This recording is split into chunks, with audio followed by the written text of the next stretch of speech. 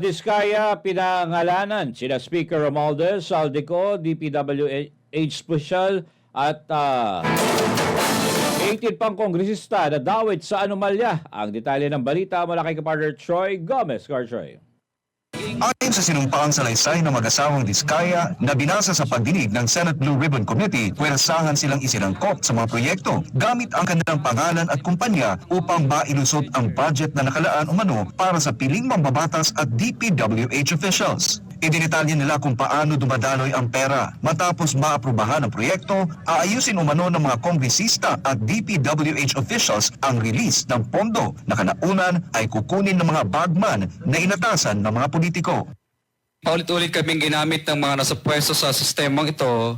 Wala kaming magawa dahil kung hindi kami makikisama, gagawa nila ng problema ang project na na-award sa amin sa pamamagitan ng mutual termination o pagkakaroon ng right-of-way problem na parehong nagdudulot ng hindi matuloy ang implementasyon ng mga proyekto. Tahasang pinangalanan sa salaysay, sina House Speaker Martin Romualdez at Congressman Zaldico na kabilang sa nakikinabang umano. Git ng mag-asawa, sila ay napilitan lamang sumunod dahil kung hindi umano lalabas ang bayad sa kanilang mga proyekto. Si Kong Jojo ang naman lagi ring binabanggit sa lahat ng project sa kanya ay papondo ni Speaker at ni Saldico.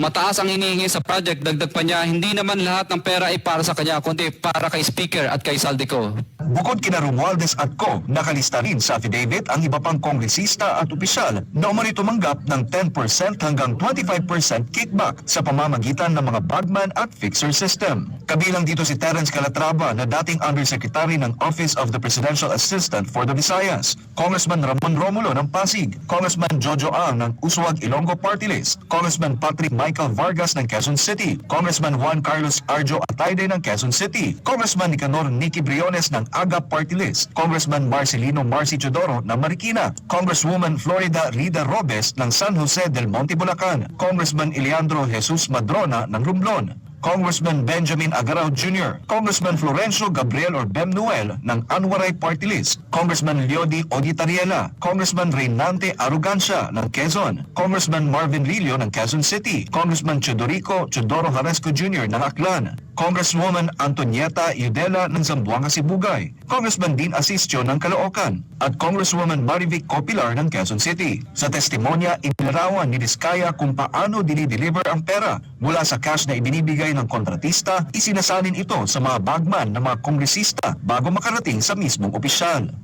Pagdating ng 2025, si District Engineer Aristotle Ramos ang sumunod na nagpakilala na bagman ni Kong Roman Romulo kung saan 30% ang kanyang hiningi ay para kay Kong Roman Romulo.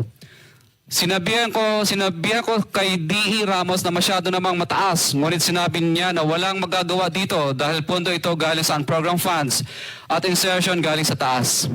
Kaugnay nito ay mariin namang itinanggi ni Marikina Representative Marcy Chodoro ang paratang ng Diskaya couple. Giit niya, demolition job lamang ito laban sa kanya. Maging sina Romblon Representative Eliandro Jesus Madrona, Quezon City 1st District Congressman Arjo Atayde at House Speaker Romualdez ay mariin ring itinanggi ang akusasyon sa kanila. Sa harap ng pagsisiwalat, humiling ng proteksyon ng mag-asawa bilang state witness habang nagpapatuloy ang investigasyon ng Senate Blue Ribbon Committee. Para sa Diyos at sa Pilipinas kong mahal, Troy Gomez nag-uulat, SMNI News. Samantala, Unified 911 ng DILG sisimulan na ngayong Setyembre 11. Ang detalye mula kay kapartner Paul Montebon. Ang Unified 911 ay isang national emergency system na nag-uugnay sa pulisya, bumbero, medical teams at disaster responders gamit ang isang numero. Ayon sa Department of Interior and Local Government o DILG, magsisimula ang programa ngayong darating na Huwebes, Setyembre 11 taong 2025 upang mas maging accessible, suportado rin ng sistema ang iba't ibang lengguwahe o dialekto gaya ng Tagalog, Cebuano, Ilocano, Waray at Tausug, depende sa lugar ng tumatawag. Target naman ng mga otoridad na makaresponde sa loob ng 5 minuto. Ayon kay DILG Secretary John Vic Remulla, ang Unified 911 ay hindi lamang isang hotline dahil bawat segundo, bawat tawag at bawat buhay ay mahalaga. Tiniyak din niya na laging may kasangga ang mamamayan at darating agad ang tulong. Ang sistema ay magkakaroon ng geolocation tools, live streaming capabilities at mas pinahusay na koordinasyon sa pagitan ng mga emergency responder. Sa huli, tiniyak ng pamahalaan na malaking tulong ang programang ito sa mas ligtas na mga eskinita, sityo at barangay. Para sa Diyos at sa Pilipinas kong mahal, nag-uulat Paul Montibon, SMNA News. Sunshine Dagdag pambalita, Chavit Singson nanawagan ng pagkakaisa sa gitna ng isyu ng flood control. Ang detalye mula kay Kamar MJ Mondihar. Ito na siguro ang pinakamalaking mga corruption na administration. Ganyan kung ilarawan ni former Ilocos Sur Governor Chavit Singson ang lawak ng korupsyon sa bansa sa eksklusibong panayam ng SMNI News. Kaugnay ito ng mga anomalya sa flood control projects na kinakaharap ng Bongbong Marcos administration. Bukod sa overpriced at substandard na mga proyekto, ikinagagalit ngayon ng taong bayan na may mga ghost projects sa flood control. Ngayon, lumalabas na, hindi lang corruption, ghost project na. Ulit-ulit na lang binabayaran yung mga proyekto. So, paano hindi nakita ito? Sa management yan. Mismong si Pangulong Bongbong Marcos na ang nag-utos sa bagong kalihim ng DPWH na tugunan ang korupsyon sa flood control. Ayon kay Singson, mas lulubog sa kahirapan ng Pilipinas kung mananatiling hindi nasusolusyonan ang problema. Talaga maghihirap tayo kung di hintuan to maraming mga graphic corruption, mga karukuhan ng mga ambabatas natin at mga leaders natin. So, nasa mga leaders na natin to. Kung hindi kikilos ang mga leaders natin, tayong kikilos sa baba. Iniimbestigahan ngayon ng Senado at Kamara ang issue sa flood control. Maging iba't ibang business groups ay nananawagan rin ng agarang aksyon laban sa korupsyon. Kabila na rin ang kilos protesta kaugnay sa usapin. Ang utang natin ngayon, 17 trillion, lumalaki pa. So, umutang pa sila. So, wala tayong pupunta kung hindi mabantayan itong mga utangin pa. At kung nagamit lang sana lahat yung mga pera ng Pilipinas, hindi aabot lang ganito ang utang natin. Sa kabila ng mga batikos, nanawagan si Singson ng pagkakaisa ng sambayanan. Hinikayat din niya ang lahat na magtulungan sa pagharap sa mga problema ng bansa. Nakikiusap po kami na maski anong mangyayari sa ating bansa, tulong-tulong po tayo para wag natin mapabayaan hanggang wala na tayong magawa. So, maski maraming problema, sama-sama pa rin tayo tumulong, lalong-lalo sa mga mahirap, mga nangailangan.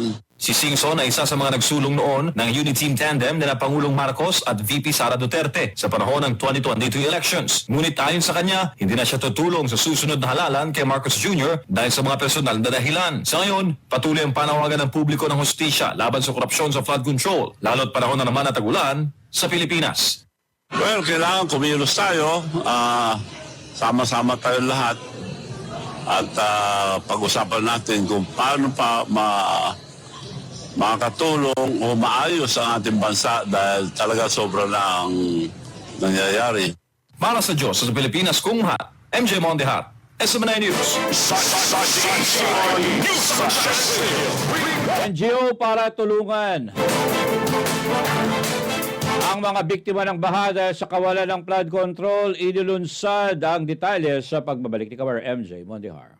Matindi ngayon ang problema ng pagbaha sa bansa dahil sa mas malalakas na mga bagyo at walang tigil ang mga pagulan. Isa itong epekto ng lumalalang climate change, hindi lamang sa Pilipinas kundi sa buong mundo. Sa gitna ng mga hamon ng kalamidad, inilunsad ang isang non-government organization na tututok sa pagtulong sa mga nangangailangan. Ito ang iCare PH Advocates na binubuo ng mga volunteer mula sa iba't ibang panig ng bansa. Tutulong sa mga mahirap, lalong-lalo na po sa mga naapektuhan ng mga kalamidad.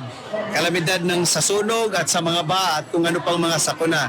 Ayon kay Engineer Sabate, na siyang founding chair ng grupo, prioridad nilang tulungan ang mga lugar na paulit-ulit na binabaha dahil sa palpak na flood control projects. Magbabayanihan daw ang grupo para makatulong sa abot ng kanilang makakaya. Itong iCare po ay voluntarism po, is a non-stock, non-profit. Open po ito sa lahat ng mga Pilipino, ganun din sa international. At gusto po natin lalakas po ang ating pwersa nang sa ganun po ay makakatulong po tayo hindi lamang sa pamahalaan kung hindi sa lahat ng mga community na nangangailangan ng ating tulong. Maglulunsad din ang feeding programs ng iCare sa iba't ibang bahagi ng bansa. Prioridad ang mga nasa laylayan ng lipunan na madalas hindi nararating ng tulong. That is one of the focus ng iCare is to help lalo na yung mga nasalanta ng bagyo, yung nabaha, yung mga hindi maabot o hindi makabili ng bigas kasi walang daan papunta sa mga palengke. Yun ang focus ngayon ng iCare. It's more on helping. Isa sa mga sumusuporta sa grupo ay si former Ilocos Sur Governor Chavit Singson. Nanawagan siya ng pagkakaisa sa mga Pilipino sa gitna ng mga hamon ng kasalukuyang panahon at inihikayat ang lahat na makiisa sa bayanihan ng iCare PH Advocates. Pasalamat ako sa mga members ng iCare dahil active pa rin kayo sa pagtulong sa ating bansa na dapat ngayon dahil kailangan ang tulong bawat Pilipino para sa ating bansa dahil papunta na tayo sa basura kung di pa tayo kikilos.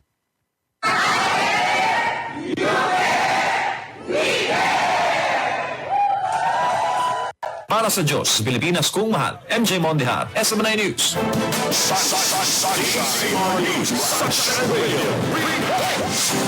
Pinolco, pinalakas ang papel na kabataan laban sa West Philippine Sea. Ang detalye mula kay Kabar Prince Tripoli.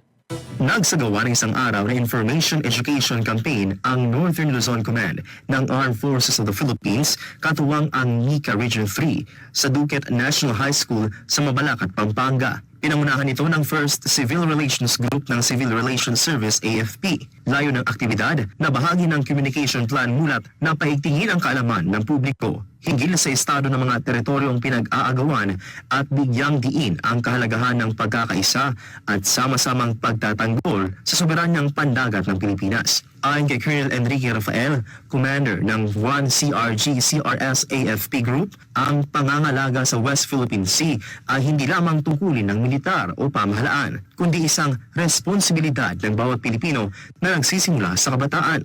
Samantala, tinalakay din ng NICA Region 3 ang mapanlinlang na taktika ng pagre-recruit ng Communist Terrorist Group. Isang dating rebelde ang nagbahagi ng kanyang karanasan kung paano siya nahikayat sumapi sa New People's Army. Dagdag pa ni Colonel Rafael, habang naghahanda ang AFP para sa panlabas sa depensa, hindi dapat papabayaan ang mga nakamit na tagumpay sa internal security operations. Ako si Prince Tripoli, ang inyong citizen correspondent, SMNI News.